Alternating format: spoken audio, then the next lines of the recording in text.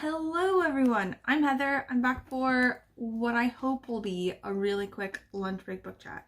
Specifically because I've already finished my lunch.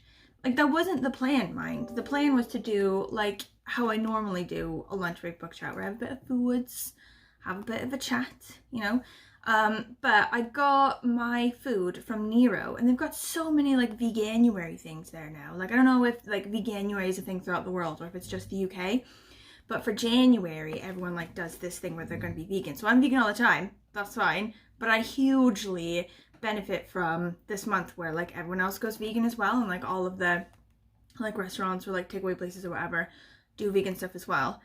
And the Cafe Nero vegan menu is choice. So today I had the meatball sub, or like meatball panini, like vegan meatball panini. Holy crap. It was so good. It was the most delightful sandwich I've had in ages. And my plan was to like get it out, give it a sniff, you know, get a couple bites, delightful, and then start the video, you know, like have a chat and eat my food. But the food is gone now. I've literally eaten it like a starved feral animal. It was disgusting. Like don't even look at me. I'm disgusting. So anyway, I'm just gonna talk about the books then. Shall I? No food, just books.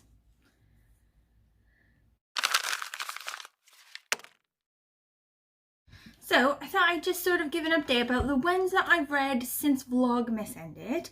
And then also like the one that I'm working on now and like a couple coming up potentially. We'll see how it goes.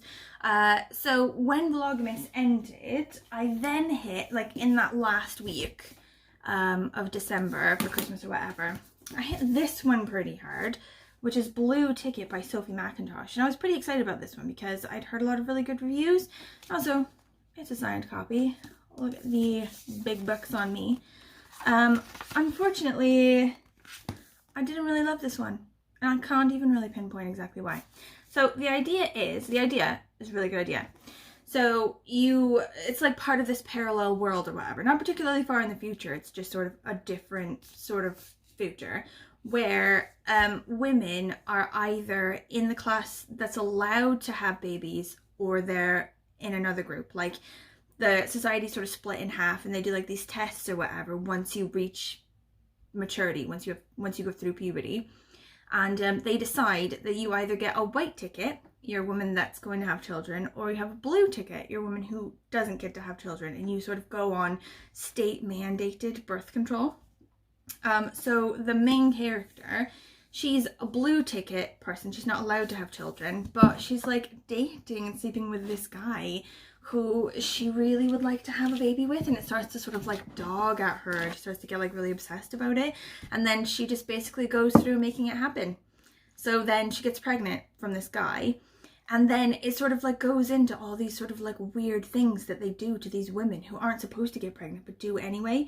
And she's given like a gun and a tent and told that she'll have to go on the run. Like whenever they say that it's time for her to go on the run, she's got to like live in the city or in the wilderness or whatever. And she keeps like bumping into these other blue ticket women and stuff. And it's crazy. Like, I like a bit of like a weird dystopian world like this.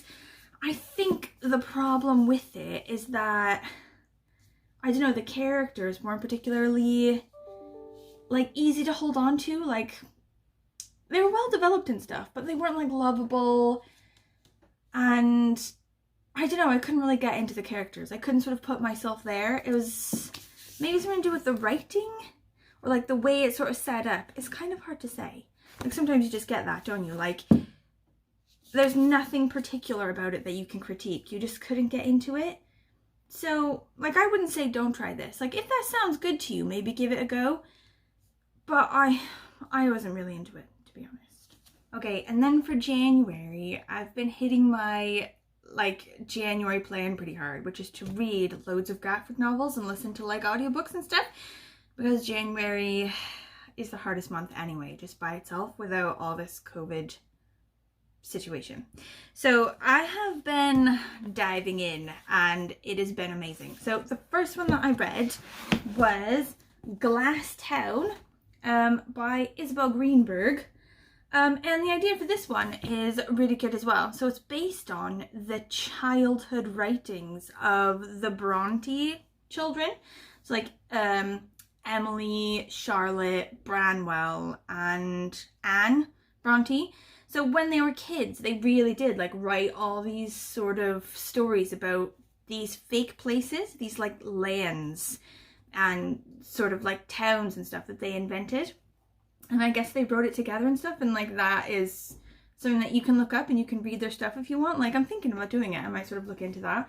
But this is sort of based on that. So Glass Town is like Charlotte and Emily and Anne and Branwell's like childhood creation, this place. And like it sort of starts out with Charlotte. She's older now and she's the only one left. Like all of her siblings have died. And she's not married and she's sort of just living in the house. And her main character, like her favorite creation character, sort of like comes to her and starts talking to her like he used to, even though she hasn't sort of like visited this place in a while. And that's how you're sort of told the story of what all went down in like this town and like how they created it and stuff like that. And there's like good mixing between sort of the real world and their fake world, and the illustration and everything. It's gorgeous, like the colors and like the art, just sort of how it fills the page. This was amazing. This was really good. Like I think the story itself would be like a bit weak without it being a graphic novel, you know, without like all the gorgeous art and all the color and everything. But as it was like together as a graphic novel, this was amazing. I thought this was really good.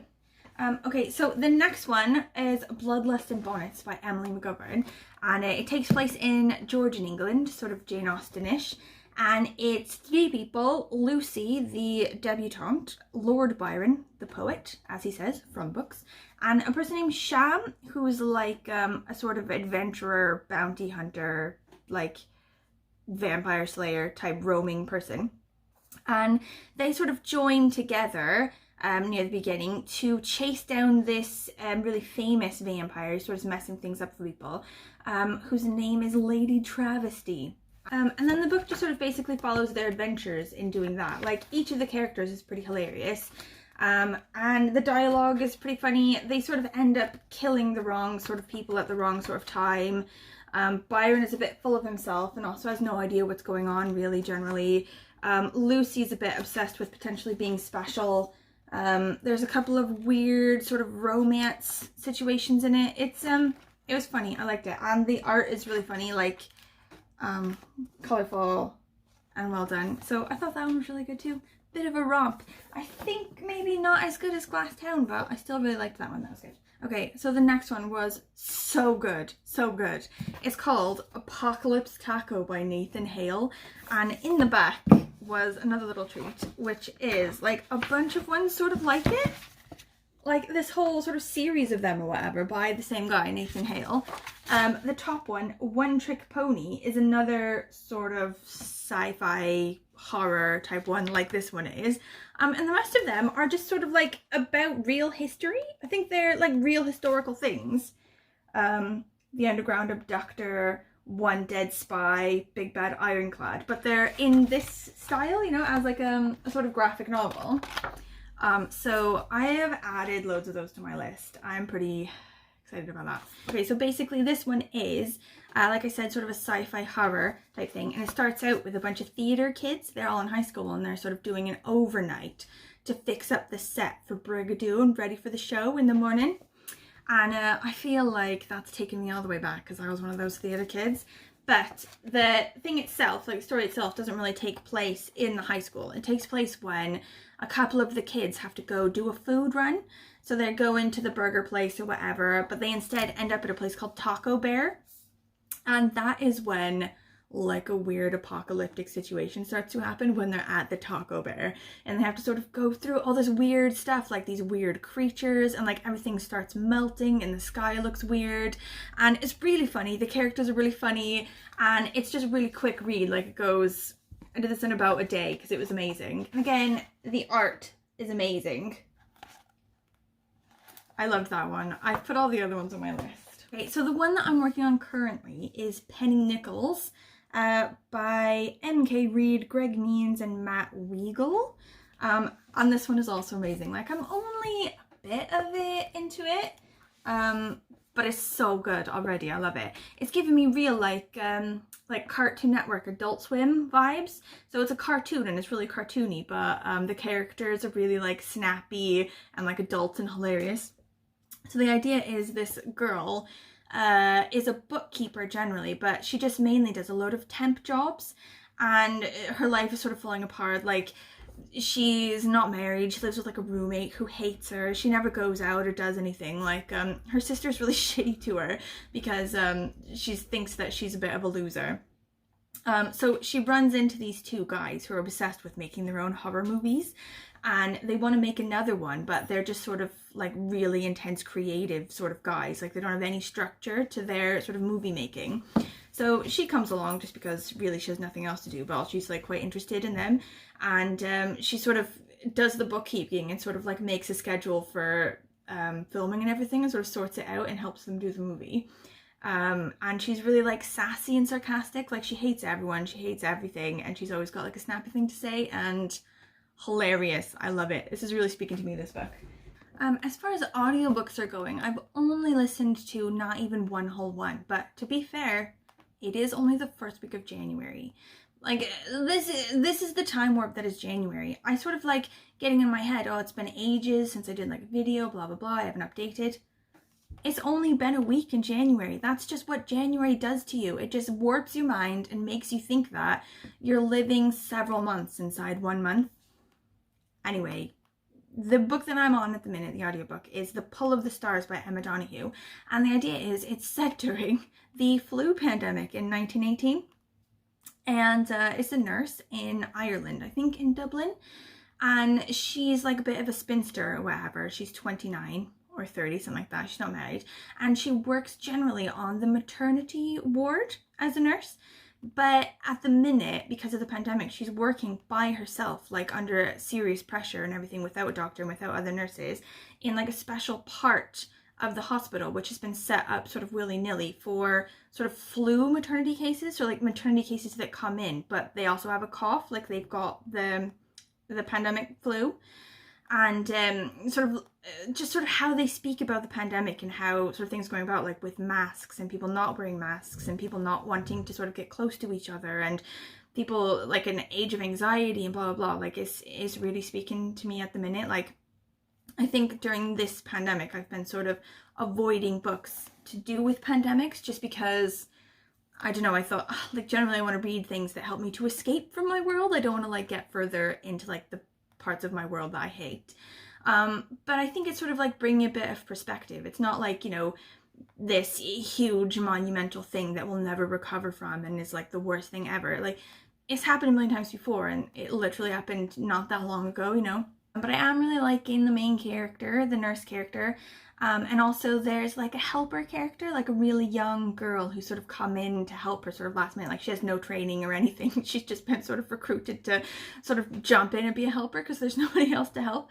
And I like the characters. There's also like a bit of a rebel character. She's sort of part of the Irish independence movement, and she's always sort of like being dogged by the police and stuff. And she's got like wild ideas like, oh, you can be a woman and a doctor at the same time. What? That's crazy. And when I first picked this book, I picked it because it fits, I think, the reading women prompt or the pop sugar prompt for a queer love story. But I've only got an hour left in the book. Like, it's supposed to be like an 8-hour audiobook. I've only got an hour left and I haven't hit this queer love story yet. So now I'm wondering if that's actually a thing. Maybe it won't be until the very end, but I don't know. I'll have to update you. This potentially is not the queer love story that I thought it was going to be. But anyway, it's still good. I'm still enjoying it. And I love me a good Irish audiobook. Like, Irish accents in audiobooks, I feel like, yeah, that's my favorite. I love that. But after I finish this one, I'm then going to move on to The Midnight Library by Matt Haig. I feel like at the minute I'm the last person on the planet who's yet to read this. It's like the hit book at the minute. But I didn't realize that. I was going to listen to it because it's popped up in my borrow box, like my like library app. That's what it's given to me, and Heather just reads what it gives me. But this one apparently is very cool and is about like all of the choices that you could have made in your life to make your life potentially different, you know? So it's like this main character whose life isn't as she wants it. Like, she's sort of getting older and she's still single and like she doesn't have a job or whatever, and her cat's just died and there's everything is shit. and she sort of somehow stumbles into this like library or something where you can see like all of your potential lives, you know, like say every time you make a decision, if like the world then splits, you know, and you go down this part where you've decided to do that, but then this other part still exists that you didn't decide, and it sort of like takes what your life would have been on from there. And that's really interesting. Like it sort of seems like, I don't know, a book about sort of jumping on things and like taking chances and like making decisions that sort of further your life or whatever, and I think that's really cool. But we'll have to see what it's actually about in the end, because it could just actually be a disappointment. God knows. I will let you know. Okay, also on the list for either this month or next month, so just coming up soon, just got this in the mail, which I'm super excited about. It's Alice Hoffman's Second Nature, and it's the next read for my so-called book club, Sean and Bert's 90s book club for Best Story Time. This is the one that I voted for when Bert sort of said on Instagram which of these books should we read. So I'm super excited about that. But I can't really remember what it's about other than that. I remember looking at the time, but can't remember. It's like, okay, divorced mother of a teenage son rescues a handsome, if forbidding, stranger from a high-security mental home and brings him to her tiny island home. The whole place is suddenly alive with rumor. Awesome! I'm excited. Also, on my list is Another Thing's Come of My Borrow Box, but not as an audiobook this time, but as just like a book, like a, what is this word? This word for a book that's not a book that everyone uses all the time, but I do not for some reason. When you have like a book on a phone, ebook. It's come up as an ebook. And I don't normally read ebooks at all because I just can't get into them. Like I can't look at a screen and read a book. It doesn't really do anything for me. But one of the prompts I think for the Pop Sugar Challenge is to read a book in like a different format than you normally do, like an audiobook or an ebook or like a physical book or whatever. Like this, a sort of format that you don't normally do. So I've got the ebook of Pizza Girl by Jean Kyung Fraser, and I've seen loads of people say that this one is amazing. Most recently Shan at Past Story Time has said that it was really good. It came up on like one of her favorite books for the year, so I'm super excited to get that one going as well. And it expires soon because my life is really hard, so I need to get on that promptly, but I'm pretty excited. And the blurb on this one is, in the tradition of audacious and wryly funny novels like The Idiot and Convenience Store Woman, which I loved, comes the wildly original coming-of-age story of a pregnant pizza delivery girl who becomes obsessed with one of her customers. I'm excited. This is going to be amazing. Okay, that's it. That's all the books. Next lunch break book chat, I promise not to inhale all of my food all at once before starting like a wild animal. But until then, thank you for watching. If you have any sort of comments about any of the books that I am reading or have read or are upcoming, please let me know. I sort of thrive on various people's opinions of the books I'm reading, to be honest. Like a single comment about how somebody doesn't like something just basically can set me off and like make me not read that ever. So be careful. Direct me only in the way you feel is fitting. And thank you for watching, and I will see you next time. Bye!